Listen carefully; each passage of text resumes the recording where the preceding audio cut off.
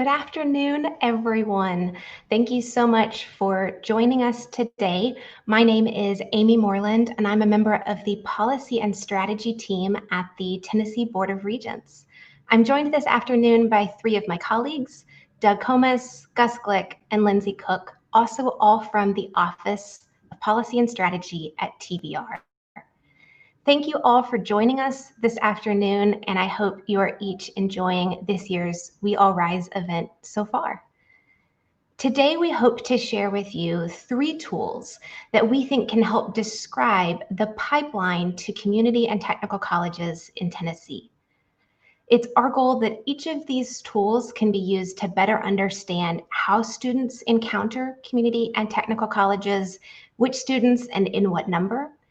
And even more importantly, potentially, these tools could be used by colleges to identify potential gaps in equitable access to community and technical colleges. As many of you already know, and you don't have to hear this from me, community colleges across the country are facing enrollment challenges this fall. Nationwide, community college enrollment has declined about 7% compared to this time last year. And in Tennessee, community college enrollment has declined almost 12%, with somewhat steeper declines among first-time freshmen and returning adult populations. Moreover, colleges across the country have seen some of the most significant drops in enrollment among Black and African American students. Nationally, enrollment by Black students at two-year colleges has declined at about 12% compared to this time last year. And in Tennessee, enrollment by Black students at community colleges has declined 19%. And so for many of us, as I'm sure is true for many of you, those changes in what we're seeing in the data this fall have sharpened our focus on the equity imperative and increased the urgency of our collective work to ensure equitable access to community and technical colleges across the state. And so with that in mind, today you're going to see demonstrations of 3 data tools that seek to shed some light on the students who are in the proverbial pipeline to community colleges and technical colleges in Tennessee, both in number and in their characteristics, as well as some information about how students attend our colleges. These tools combine some publicly available data sources along with student-level TBR data to paint a picture of the full pipeline to college. At the conclusion of the 3 demonstrations you're going to see today, we'll also show you how you could access these tools if you wanted to. First up today, you're going to hear from Lindsay Cook about a publicly available TBR data tool that describes the pipeline from high schools to community colleges. Second, we'll reach back a little bit further and think more about the way that many students first encounter community colleges as students who are participating in dual enrollment. Doug Comas will share a demonstration of this new tool that talks about some ways we might think about equitable access to dual enrollment. And then finally today, you're going to hear from Gus Glick about a tool that pushes us to think about the pipeline to colleges in a slightly different way. Rather than thinking about the high school pipeline to colleges, this last tool is going to share some data about adult students who enroll for the first time or return to college when they are over age 25. As you have questions about the data or the tools that you are seeing during today's presentation, feel free to post those questions here in the meeting chat. While Lindsay, Doug, and Gus are sharing these data tools, I'll be monitoring that chat and will help ask and get answered any questions that you have along the way. And at the end of today's presentation, we'll save some time for more questions of today's 3 presenters.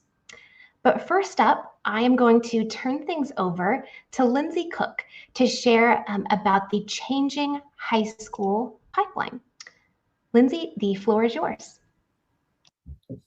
Thanks, Amy. Hi, everyone. My name is Lindsay. I am a research analyst on the data team at the TBR System Office. I'm going to be sharing a little bit more about a set of dashboards that allow our community colleges to dig deeper into the high school pipeline in their service area. Before I get into the dashboards, I wanted to give you a little bit of background and a little bit of context about the high school pipeline nationwide and statewide. So as I'm sure many of you know, in the past decade, awards at TBR have increased, but our overall enrollment has actually decreased 4% from 2009 to 2019. According to the Boyd Center, although the Tennessee population is expected to grow overall, many areas of the state might actually see population decreases. This could have an impact on the number of students graduating high school over the next 20 years and then subsequently enrolling in community colleges. We also know that nationwide, the U.S. is expected to see fewer high school graduates through the year 2027. And important to point out here that all of this research was conducted prior to the COVID-19 whole piece of this. So that'll be important to keep in mind as we move forward.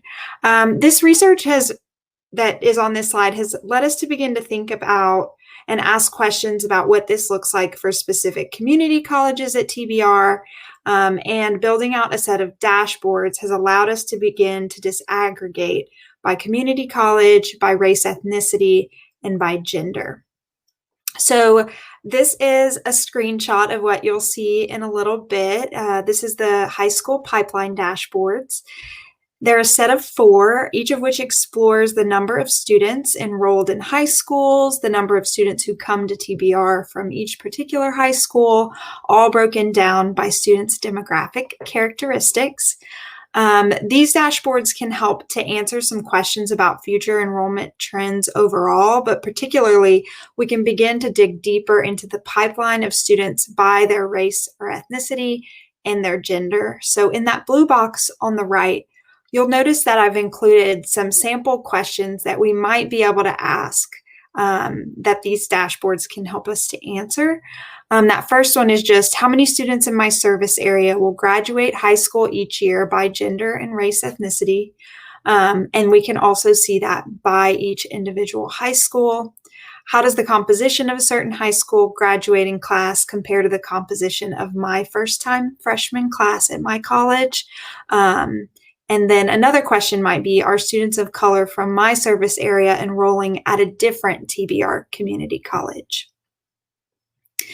So in a minute, I will demo the dashboards, but first I wanted to share a few high-level findings with you. I just wanted to give some more examples of what kinds of things we can learn. First, as I mentioned earlier, we're really curious about what kinds of patterns we might see in enrollment in the future. So this visual is showing the percent change in enrollment by high school graduating class. TBR overall is represented here by that dark blue line. Overall, we can see that high school graduating classes are expected to peak around 2025 or 2026 and then decline after that. What this visual shows us, though, is that this trend is not true for every campus. As you can see, those red and yellow lines represent Southwest and Nashville, respectively. And they generally show cohort growth over the next 10 or so years. But for Pellissippi and Jackson, represented by that light blue and gray line, we may see either cohort sizes staying the same or slightly decreasing over the next 10 years. The two sort of screenshots on the right is a 2-pager that goes into more detail about what we're seeing. This 2-page summary we'll point you to later in the presentation.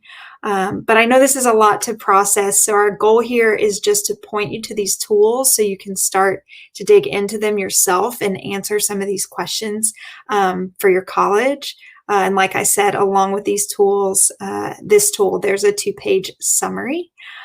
So now I'm going to go ahead and demo the dashboards, and I'll start by showing you how to get there. So these high school pipeline dashboards are available on our website.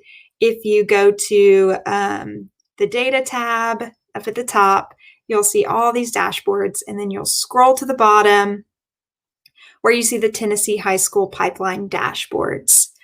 The first of these dashboards is a dashboard that uses publicly available Department of Education data.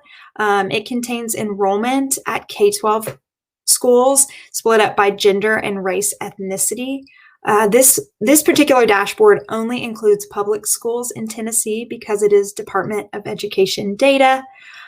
So what we did here was we assigned the high schools to a community college's service area, and that more information button at the bottom right will tell you more about how we did that.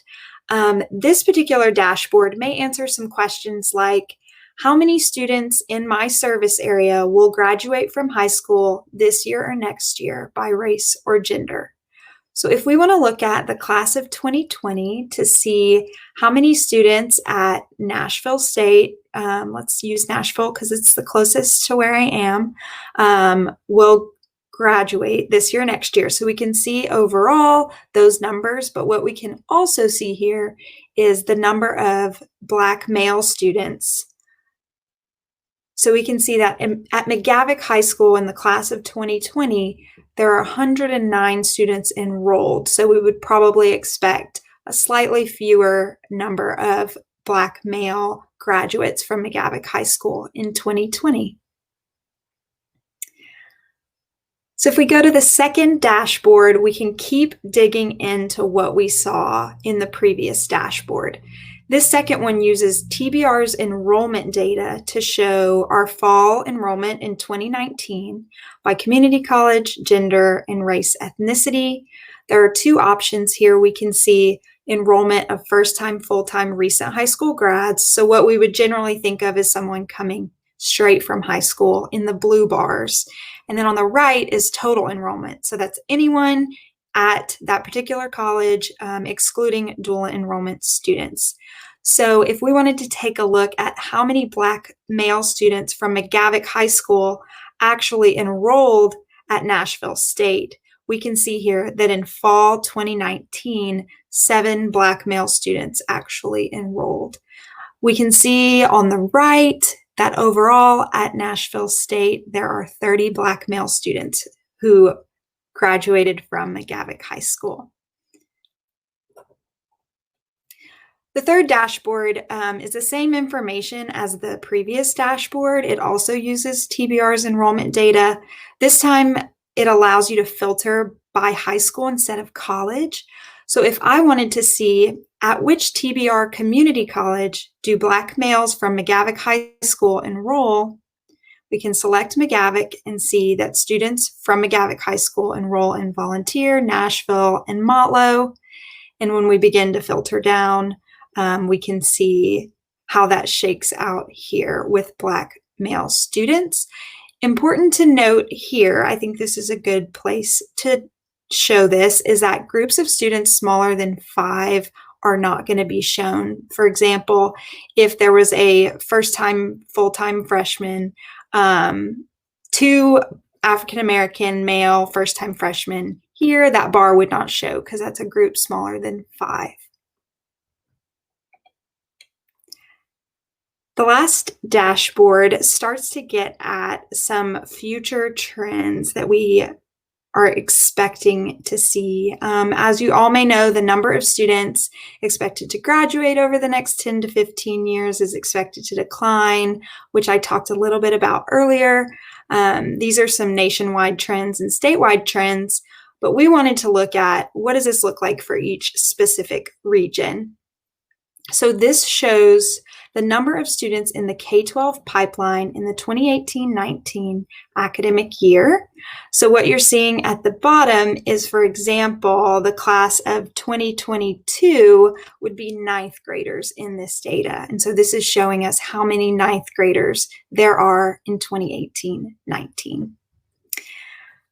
So we can go ahead and use Nashville State again as an example, which I highlighted on the slides. We see increases in those cohort sizes over time, and the trends differ by each college. In our next phase of these dashboards, we're working on adding some more demographic information so that we can drill down and disaggregate this data in the same way we're able to on the others. Also, as part of the next phase of the dashboards, we've got some TCAT high school pipeline dashboards coming soon. So I'm going to turn it back over to Amy to tell you all a little bit about that briefly. Great. Thank you, Lindsay, for that discussion of the data that can help us better understand the high school pipeline. As Lindsay said, before we move to the next presentation, we did want to briefly note, as Lindsay has shown this tool to people over the last 6 months or so, the #1 request that Lindsay has received is, can we see that same type of data about TCATs in addition to community colleges? So we're very happy to announce that a new tool will be released hopefully in the next few weeks that provides the same functionality as the tool you just saw that Lindsay shared, but this time focused on the TCAT pipeline. It has that same information about what the high school pipeline looks like. And then because many students enroll at TCATs as adults, not just coming right out of high school, that pipeline tool for TCATs also includes some information about adults. Otherwise, it will look very similarly to the tool that Lindsay just demonstrated. So be on the lookout for that here in the next few weeks as that TCAT pipeline dashboard, the TCAT version of the tool that Lindsay just shared, will be rolled out as part of the TCAT's work with Achieving the Dream and Strategic Enrollment Management. So more to come. Don't forget, if you have questions along the way, either about the tool that Lindsay just shared or about the upcoming TCAT version of that tool, place those questions there in the chat and we'll be happy to answer those questions along the way. But next up, Doug Comas is going to share details of a new tool that supplements the tool that Lindsay just shared, but now provides some information about equitable access to dual enrollment. So Doug, the floor is all yours. Thanks. Hi again, Doug Comas. I am a policy and data analyst at TBR. And so I've been doing some work on dual enrollment for about the past 2 years. And this is just our latest take on what's happening with our dual enrolled students at our community colleges. So we'll start off with a little background about what's been going on with dual enrollment here in Tennessee at our community colleges. So dual enrollment has seen consistent growth over the last decade, and that's both in share and head count. So as of last academic year, over 20,000 dual enrollment students were enrolled with a decade ago. That was under 12,000 students. And if we look at the by share, last year we were looking at 19% of all Tennessee community college enrollments were by dual enrolled students, whereas a decade ago that was only 9%. So dual enrollment really is a growing part of the college landscape here at TBR. And statewide. Part of that is because dual enrollment is fulfilling a lot of different roles. And dual enrollment is just one of several episodes, but we'll be focusing just on dual enrollment today, but they all kind of fill these roles to some extent. And so one of the first roles that dual enrollment can fill is early exposure to college level coursework. So giving students in high school the opportunity to see what a college level course looks like, see how they're prepared for it, and see that it's something that they can achieve success in. Also, familiarity with college systems to help them smooth their transitions. So you want students to have an experience in college because that transition between high school to college can sometimes be so stark for a student. They move from a school where they have a whole bunch of supports that are actively seeking them out all the time to a system where they're expected to do some of the seeking on their own. And that can be a little jarring for students, and we know that it's a trouble area for students as they sought to retain after their first year. And then a third, but certainly not the only other reason that students may participate in dual enrollment is for reduced time to a post-secondary credential. And that, of course, comes with lower costs for the students and helping them get into the workforce quicker so that they can work towards their career goals. So ultimately, this all comes down to how do we foster the most success among dual enrollees? And so this work and some of the prior work that we've done on dual enrollment has been working to kind of shed light on this whole area and answer that question. So this project started with a new level granularity available to us in the data that we have at TBR. And so that data starts in fall 2019. So we only have a full academic year's worth of data available to us. But hopefully it'll be something that we update over time. We'll have more data over time. And the data now shows us the course location attached to the course and the student's data, rather than a more complex way of figuring out just who was taking what and where. And so you can see that we turn that into a map tool right away. And so I'll go into this more depth when I actually play with the tool, but it's color coded and sized to reflect location, its institution, and the amount of course enrollments. And it's an important distinction that this is course enrollments and not head count that's being tracked here. So a student can be counted multiple times if they're enrolled in English and math and social studies all at one time. Each one of those enrollments will show up. And this map, of course, can be filtered to identify patterns and explore variations across the state. But the map alone leads to some limitations in just how you're able to focus on those different areas and filters that we'd like to see. So built a full suite of dashboard tabs in order to get a better understanding of what's going on for our students across the state. So the full dashboard has several tabs, including an overview of the dual enrollment students and their demographics, enrollments mapped as seen on the previous map on the last page, enrollments by site type, whether the site was K-12 site, a high school site, or a post-secondary site, or an online course. Also by section type, was the course designed specifically just for dual enrolled students, or was this a general section where the students would intermingle with the general population of students? And enrollments by instruction method. So how was the course delivered? Was it delivered online? Was it delivered in a conventional style in a classroom with a teacher? Or was it delivered in a hybrid method or any other method that we have available to us? And lastly, by their subject area. So we created super subjects for this just to make it a little easier to understand what was going on. And the super subjects are relatively intuitive, but I do have a guide in the tool to help everybody understand a little bit more of what we mean by these super subjects, these large catch-all subject areas. Amy, if you want to touch forward on the screen. So here's an example of what our dashboards look like. We'll get a closer look in just a second, but there are some sample questions that I had thrown out here of how you could use this dashboard, specifically for the goals of the We All Rise conference. So where are there gaps in access to dual enrollment? Is dual enrollment evenly distributed across the state in both urban and rural environments?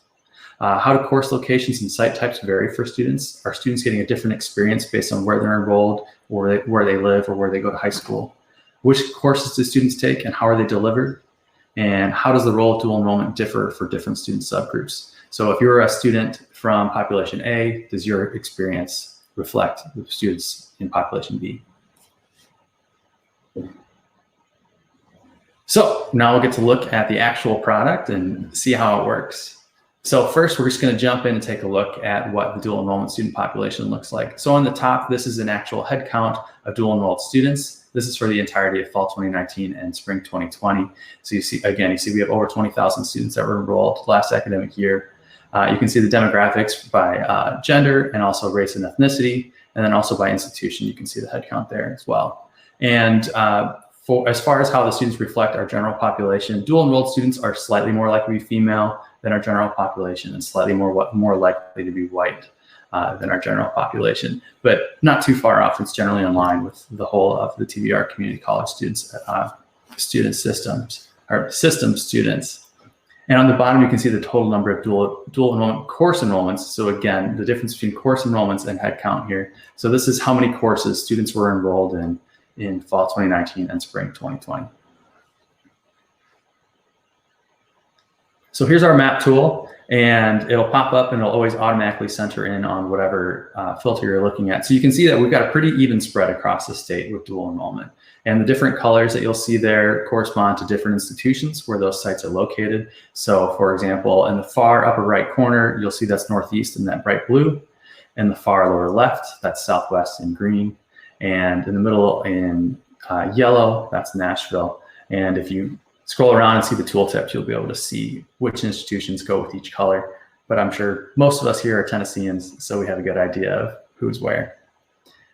Now we can take a look at some of the different filters that we have available here. So if we look at site type, we can click on K-12 site and see where students are taking courses at K-12 sites. And by K-12 site, I mean the site's primarily purpose primary purpose is to serve K-12 education. So this could be a high school, it could be a combination high school or middle school. It could be any other institution that a charter school or private school that may have a connection with a higher education institution to offer dual enrollment at that location, at that high school location. It's not necessarily that student's high school location, but it is a high school location. We also have non-K-12 sites. So those are not just higher education sites, but they could also be community sites as well. So it could be a multi-purpose center that serves multiple institutions, or it could be a satellite campus, and as well as the main campuses from our community colleges. And last, you'll see there's an online option. And the way our data is structured is the online locations are attached to the main campus for each college. So they'll show up attached to that campus. So for example, at Chattanooga State, the Chattanooga campus is the one that's getting the online students represented here. Then we can also take a look, if we want to clear out site type, we can look at students by race and ethnicity. So if we look at our white students first, we'll see that white students in Tennessee are pretty evenly dispersed across the state. But if we look to our Black students, we'll see that they're in pockets. Grambling Southwest, Jackson, Metro Nashville, and Chattanooga are the largest areas. And if we look at Hispanic students, again, we see a dispersed pattern, or a less evenly dispersed pattern across the state, with a lot of students in the metro area and some in the other urban areas as well. And also we can take a look at each of our institutions for some of those student differences. So if we look at Southwest, we know that Southwest serves a lot of Black students. So if we look at the Black student population, we can see where they're located compared to the white peers that attend Southwest for dual enrollment. So these students are in different locations and potentially are having different experiences based on where they're taking their courses. And we can also look at an institution that serves a lot of Hispanic students. So let's look at Motlow. And again, we can look at the white students that Motlow serves. Relatively evenly dispersed across the Motlow service area. But if we look at Hispanic students, we'll see they're heavily concentrated in a few areas. And that, I believe, is right around Smyrna, just down 24 from me. So if we move on to our other tabs, we've got further focus on our different areas. So if you wanted to focus on how students break down at their institutions by site type, we can see the K-12 sites, the non-K-12 sites, and the online sites. And you can see that students have different experiences at different campuses. So different campuses have different methods of approaching dual enrollment that they see fit for their current circumstances. We can also look at method of instruction as well. Again, we see that while most students are taking conventional courses, we do have some variation in what students are taking. So we have, for example, volunteers are leader in terms of campus online dual enrollment. And we have other institutions where online dual enrollment is very small. And last but not least, let's take a look at by super subject. So again, these are kind of aggregate subject areas. In some cases, some of them are really obvious, like English, math, social science, but some of them grab a whole bunch of different areas. So like healthcare, it can grab nursing or phlebotomy or pre-allied health.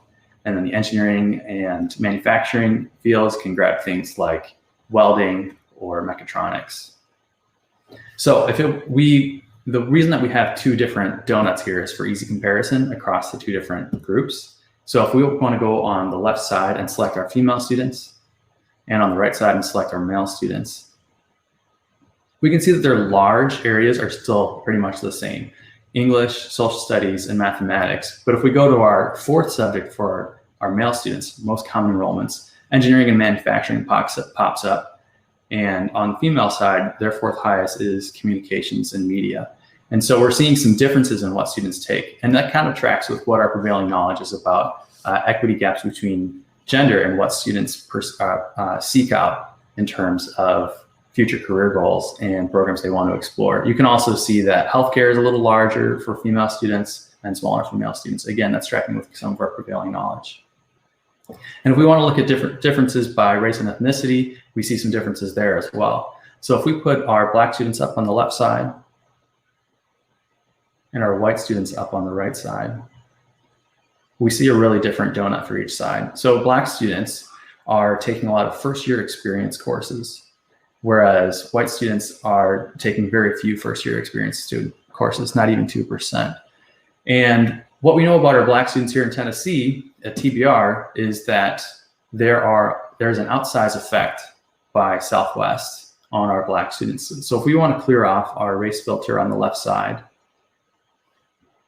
and put on an institution filter that says Southwest, you can see how reflective that is. So even though not all of our students are at Southwest, the impact of Southwest is felt across the state in terms of the overall experience of students. And so our Black students are really having a different experience than our white students. And that's something to take note of for sure. So if there are not any other, I see there is a question. Are middle college included in the dual enrollment data? I do believe they are.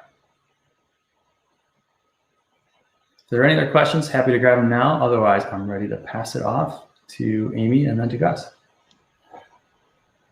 Great. Thank you, Doug.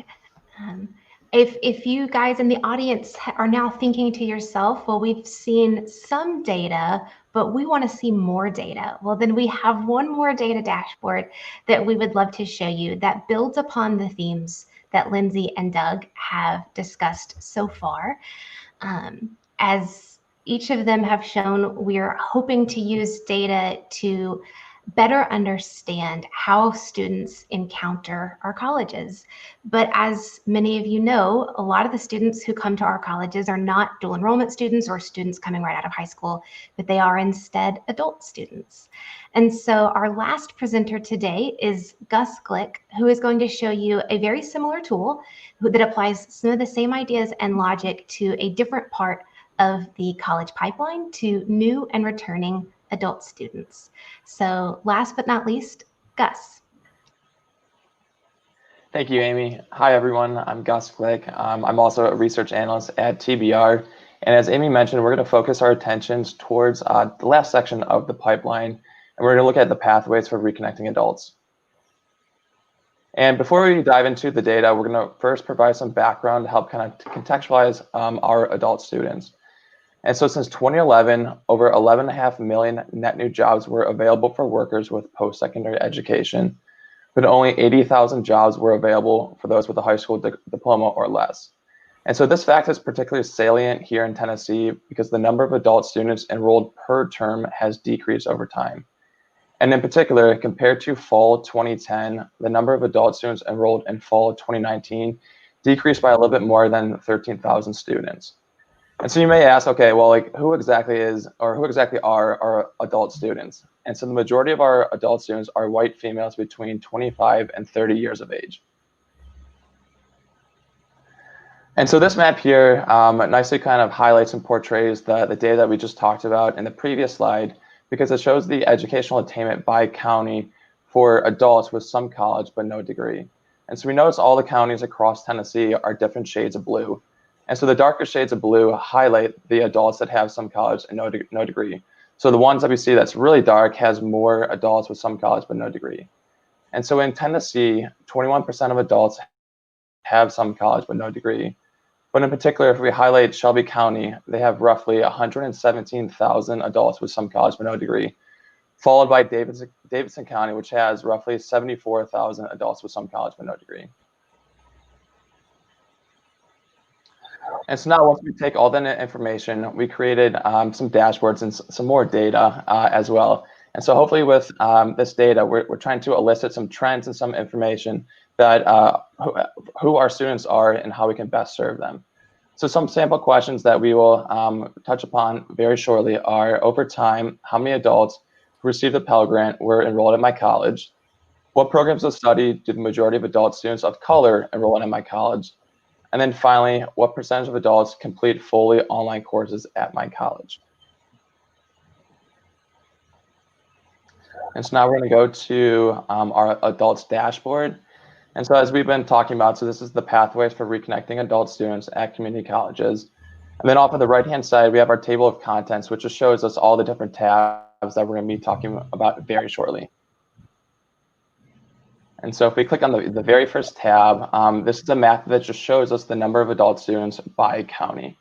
And so off on the right-hand side, we have a variety of different filters that we can apply towards our map. So if we want to look at the number of adults in fall 19, which we have right now at Nashville State, and then if we want to look at Black or African American students, we can go ahead and click on the race and ethnicity filter. And so here we see our map for the number of Black or African American students who are enrolled at Nashville State in fall 19 at each respective county. And if we hover over the graphs, we can see the different number of students who are there. And now if we go ahead, if we take that same data and we just apply a different visualization, we can go ahead and we can look at the number of adult students by enrollment type. So again, we're going to be looking at our fall term, Nashville State, and then Black and African American students. And so here that we see for our continuing students, which is the blue line, the top line, we notice that the enrollment for our continuing students decreases over time. And for our new enrollees, as well as our students who are returning after some time away, those numbers remain fairly consistent, fairly stagnant. And so these findings are ubiquitous across all TBR schools, where our continuing students, their enrollment numbers per term decline, but our enrollment numbers for our new enrollees and our returning after some time away students remains fairly stagnant. And so now if we go ahead, if we look at our next tab, here we're looking at our demographic characteristics for adult students. And in the top left, we're just looking at the percentage of students by race and ethnicity in each term. The top right, we're looking at the percentage of students by gender in each term. Bottom left, we're looking at the percentage of Pell recipients in each term. And then the bottom right, we're looking at the number of students by age in each term. And again, we can filter off of our respective college, our term, and the enrollment type. Yep, so there's Nashville State and the fall term. And so now we're looking at our enrollment characteristics for our adult students. And then the top left, we have our percentage of students by enrollment type in each term. Top right, we have our percentage of students by online status in each term. And then in our bottom graph, we have the number of students by prior credits in each term. And again, we can filter upon the community college as well as the term.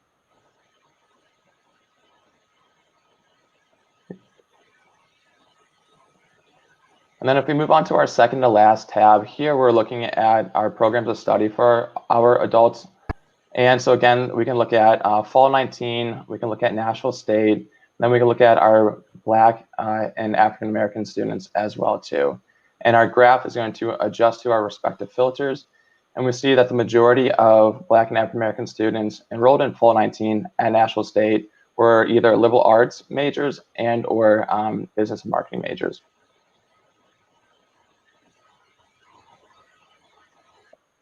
And so now if we go ahead, if we focus in our attention on our very last section of our dashboard, here we're going to be looking at the educational attainment levels by county for our students. And off on the right-hand side, again, we have all of our different filters. So we have our community college service region. We can filter by age, we can filter by gender, and then we can filter by educational attainment level. And so our graph is reflective of the educational attainment level. So it's showing those adults with some college no degree, those adults with a high school diploma, those adults with an educational level between 9th and 12th grade, as well as those adults with less than a 9th grade education. And again, the darker the county, the larger the number of students satisfy those parameters that we established. And then if we focus our attention on the chart at the bottom, that shows a county breakdown as well as an educational breakdown for our adult students and provides the respective percentages for each category.